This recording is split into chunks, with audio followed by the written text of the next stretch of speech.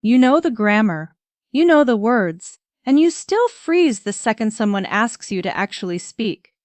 That's not an English problem. That's a mouth problem. And today we're fixing it.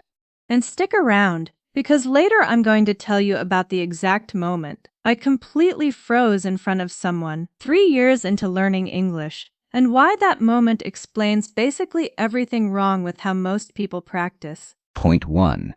Your mouth is a muscle, not just a translator for your brain, an actual muscle. Try this right now. Think of any topic you know well in English, your job, your city, whatever. Now say something about it out loud for 30 seconds straight, no stopping. Go on. Try it while we talk. Most people hit a wall by the 10-second mark.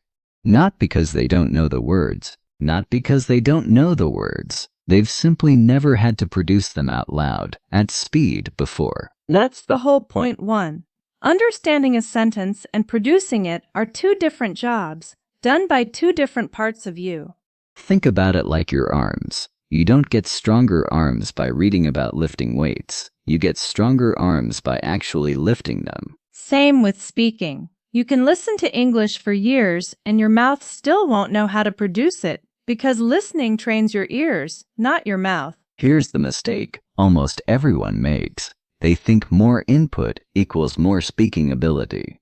It doesn't. Your brain can understand a sentence perfectly, and your mouth still won't know how to physically make those sounds under pressure, because it's never practiced. So if you've been reading and listening for months and you still freeze, that's not a failure. That's just an untrained muscle.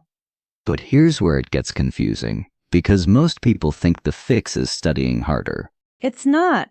And that exact mistake is what happened to me. Okay, remember I said I'd tell you about the moment I froze? This is the one.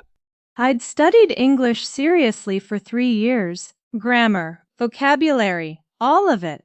I could read a news article and understand every word. Then someone at a work event asked me a simple question. Just, how's your week going? And my mind went completely blank.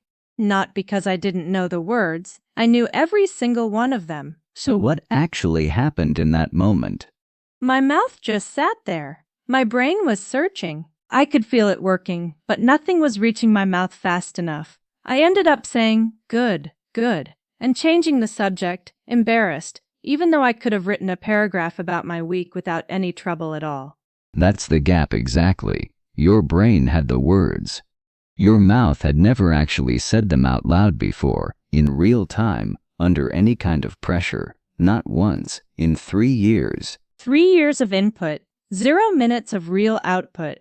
My mouth had never done the job my brain was already ready for. That gap right there, between knowing and doing, is the entire problem this video is solving. And it's exactly what the next 4 tools fix. Point 2. And this is the fastest fix for exactly what happened to Emma. It's called shadowing. You listen to someone speaking English and you repeat what they say almost at the same time, matching their words and their rhythm, not just the meaning. Let's actually do it so you can hear the difference. Emma, say a sentence. I'll shadow you.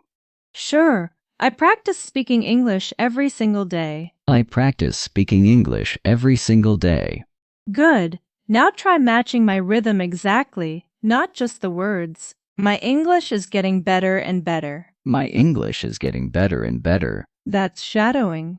Feels strange at first, but that's your mouth actually learning the rhythm, not just the meaning. And research on this backs it up too. Studies on the shadowing technique consistently show it improves pronunciation, fluency, and speech rate because you're training the physical production of speech, not just recognition of it. Here's the misconception, though. People think they need to understand every single word while shadowing. You don't. You're training muscle memory, not comprehension. Start with 30-second clips. Play it, pause, repeat out loud. Play it again, speak along in real time. 5 minutes a day is enough to notice a difference within 2 weeks. This next one is the one most people skip completely, and it takes less than a minute a day. Point 3. Before your mouth ever needs English for something real, warm it up. 5 simple phrases, out loud every morning. I'm ready. Let's go. No problem. Sounds good. I'll figure it out. Athletes don't sprint straight out of the locker room. They warm up first. Your mouth needs the same thing before the day puts it under pressure. The mistake here is saying these phrases flat, like you're reading them off a page. Say them with actual feeling. If you're genuinely excited about something, say let's go like you mean it. If you're tired, let I'm ready sound a little tired too, but still say it. Why does that matter so much?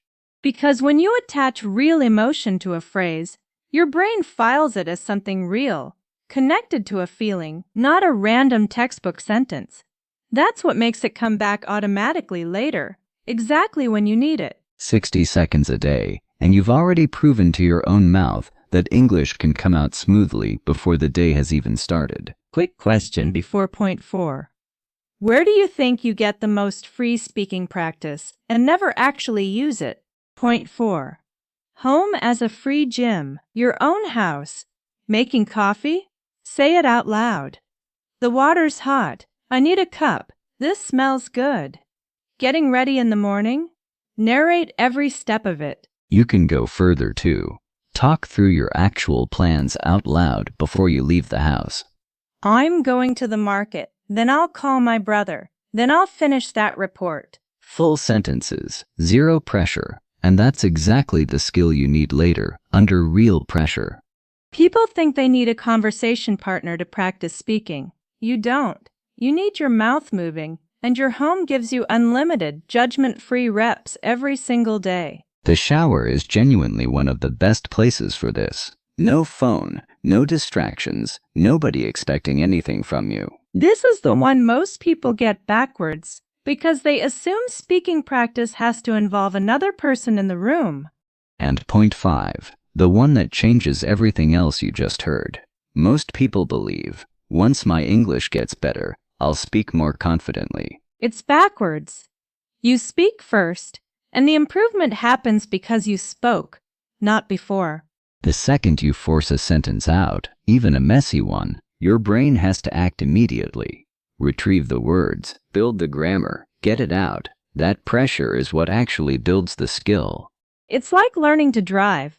Reading about how a car works doesn't teach you to drive. Actually, driving does. Speaking works the same way. Waiting to feel ready means waiting forever, because that feeling only shows up after you've already started, not before. And one more thing worth remembering. Your accent was never the problem. The goal isn't a perfect accent. It's being understood. And you're already understood the moment you stop staying silent. Let's run it back fast. All 5. Same example. You ordering a coffee in English. 1. Your mouth is a muscle. Reading the menu doesn't train it. Actually, ordering does. 2. Shadow the barista or any voice before you need to speak for real, so your mouth already knows the rhythm. 3. Warm up first. Say I'll have a coffee please out loud at home before you're standing in line. 4. Practice the whole interaction at home first, describing it, narrating it, out loud, alone. 5. Just walk up and order, even if it's clumsy. Don't wait to feel ready. Speak first. Same coffee order, 5 tools, and suddenly it's not scary anymore. One more thing before you go. Tonight, pick one phrase, just one, and say it out loud in English before you go to sleep.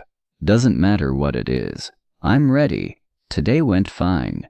Anything. That's the whole assignment. And remember that freeze Emma told you about earlier. 3 years of English, and still going blank on how's your week going. One sentence, said out loud tonight, is the exact opposite of that moment. It's your mouth finally showing up. So type that phrase in the comments right now, before you forget. We read every single one, and we'll be replying. If your mouth felt even slightly called out during this video, that's exactly who this channel is for.